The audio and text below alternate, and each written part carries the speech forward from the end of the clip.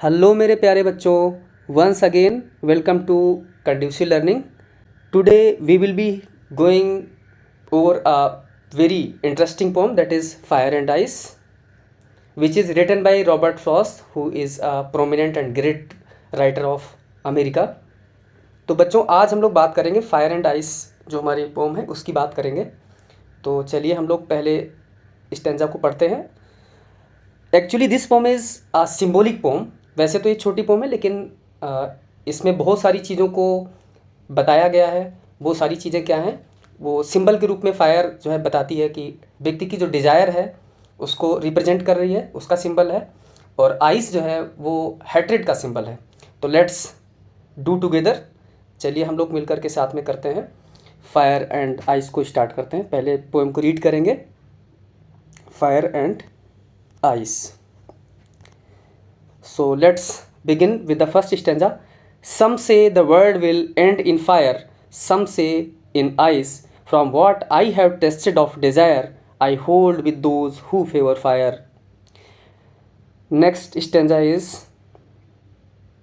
but if it had to perish twice, I think I know enough of hate to say that for destruction ice, it also great and would suffice. बच्चों यहाँ पर एक mistake है, typing mistake है. इसको twice पढ़ें, TWICE.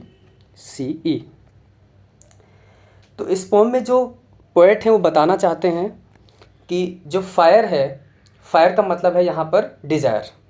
व्यक्ति की जो इच्छाएं हैं उनको डिज़ायर कह सकते हैं, लस्ट कह सकते हैं, ग्रीड कह सकते हैं.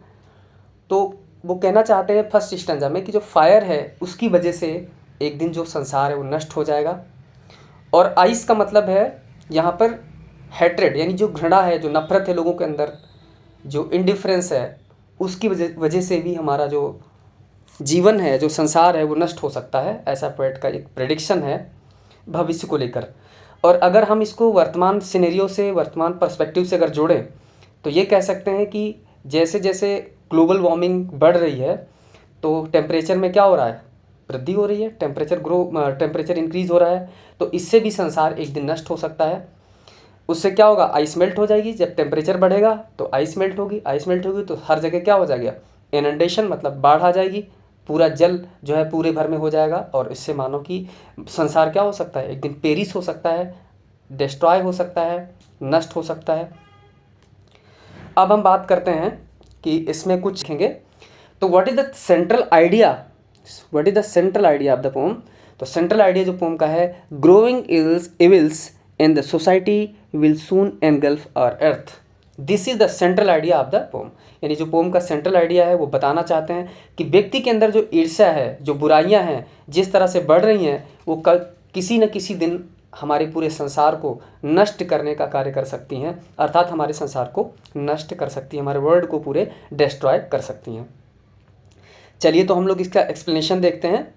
Fire and ice is a poem written by Robert Frost that explores the idea of desire, that means fire, and hatred, that means ice, as forces that could potentially destroy the world.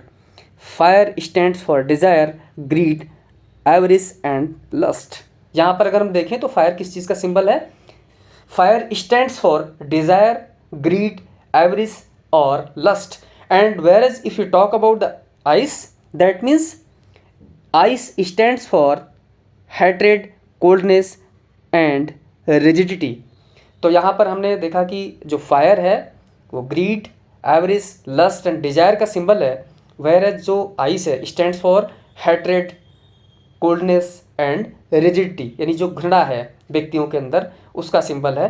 Fire and ice are growing so rapidly that they will soon end our world. जो fire मतलब जो इच्छाएं हैं मनुष्य की, वो और जो घृणा है वो लोगों में इस तरह से बढ़ती जा रही है कि वो सून ही, यानी सून का मतलब शीघ्र ही हमारे संसार को क्या कर देंगे बच्चों, नष्ट कर सकती हैं या कर देंगी. चलिए तो हम लोग एज अ होल अगर कहें तो हम ये कह सकते हैं कि इसको हम ग्लोबल वार्मिंग के पर्सपेक्टिव से भी जोड़ सकते हैं. कि जैसे देख रहे हैं कि हमारी बहुत सारी इंडस्ट्रीज़ इस्टेब्लिश हो रही हैं, बहुत जगहों पर जो है जो नेचुरल संसाधन है उनका दोहन हो रहा है. और ग्लोबल वार्मिंग इस वजह से बढ़ रही है। तो फायर क्या है, मतलब ये जो बढ़ता हुआ टेम्परेचर है ये क्या है, फायर है। जबकि अगर हम बात करें यहाँ पर आइस की, तो जब फायर मतलब जब टेम्परेचर बढ़ेगा तो उससे क्या होगा, जो ध्रुवों पर बर्फ़ है या जो भी जहाँ पर भी बर्फ़ है वो बर्फ़ क्या होगी, पिघलेगी और उससे बाढ़ आएगी और व्यक्ति क्या हो जाएंगे, सभी व्यक्ति एक पेरिस हो जाएंगे, अर्थात नष्ट संसार जो है वो वर्ल्ड जो है क्या हो जाएगा, पेरिस हो जाएगा, डिस्ट्रॉय हो जाएगा, डिस्ट्रक्ट हो जाएगा। ठीक है, तो इस तरह की बातें इसमें बताई गई। चलिए तो नाउ हम लोग आते हैं, देखते हैं इसमें क्या क्या जो पोएटिक डिवाइसेस हैं वो यूज़ हुई हैं। मैंने एट द वेरी फर्स्ट मैंने आपको जैसा बताया था कि ये fire and ice it's a symbolic poem and it is having a lot of meanings. इसके बहुत सारे मीनिंग्स हैं, हर व्यक्ति का पर्सपेक्टिव इसको लेकर अलग हो सकता है। तो यहाँ पर बच्चों जो सिम्बोलिज्म है उसका यूज़ किया गया है। Fire symbolizes human desires whereas ice stands for hatred and indifference. Fire symbolizes human desires, whereas ice stands for hatred and indifference. तो बच्चों इस तरह से हम लोगों ने देखा कि ये जो एक पोम है ये सिम्बोलिज़म का एग्जाम्पल है। बहुत ही अच्छा एग्जाम्पल जो है रॉबर्ट ली फ्रॉस्ट ने सिम्बोलिज़म का इसमें यूज़ किया है।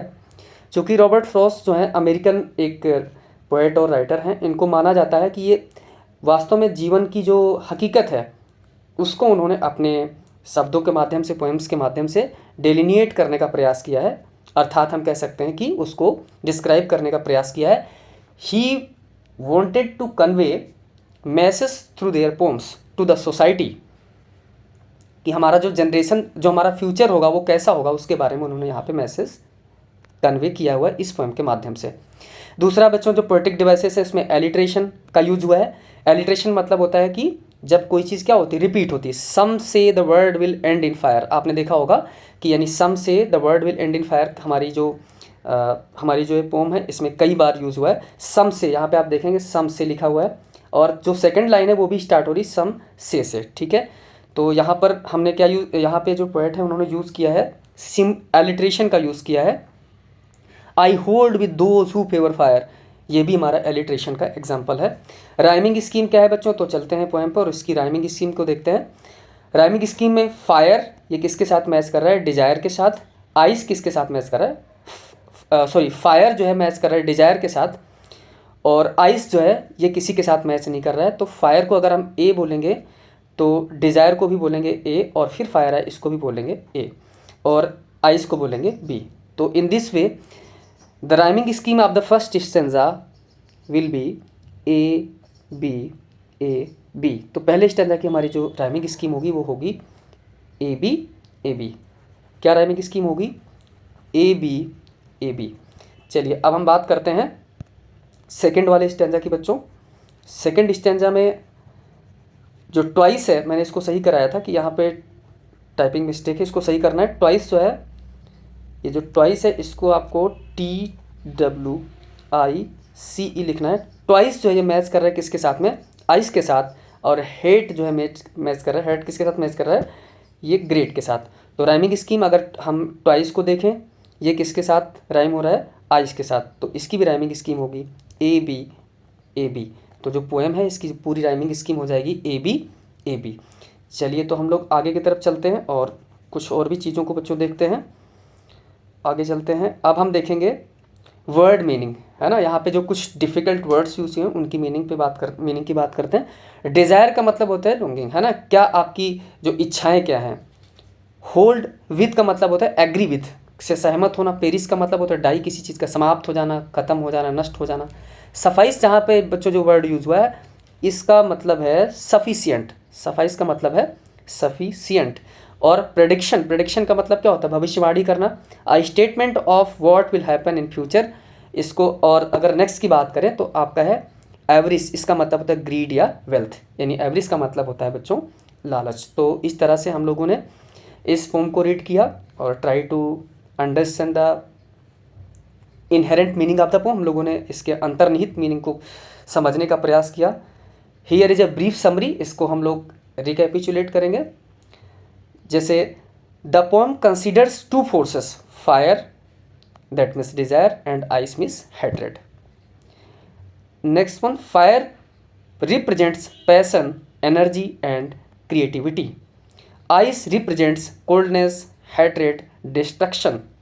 both forces have the potential to destroy the world. The speaker suggests ice might be more destructive force. तो पोएट कहना चाहते हैं कि जो आइस है वो ज़्यादा डिस्ट्रक्टिव फोर्स हो सकता है हमारे वर्ल्ड को पेरिस करने में, डिस्ट्रॉय करने में। तो बच्चों इस तरह से हम लोग जो है हम लोगों ने पूरे पोएम को समझा और उसका जो लिटरल मीनिंग था, जो सिंबोलिज्म का यूज़ हुआ, उसको भी समझने का प्रयास किया। तो आज की जो हमारी पोएम है, in this way we came to the end of the poem. Thank you so much. Till then, bye bye.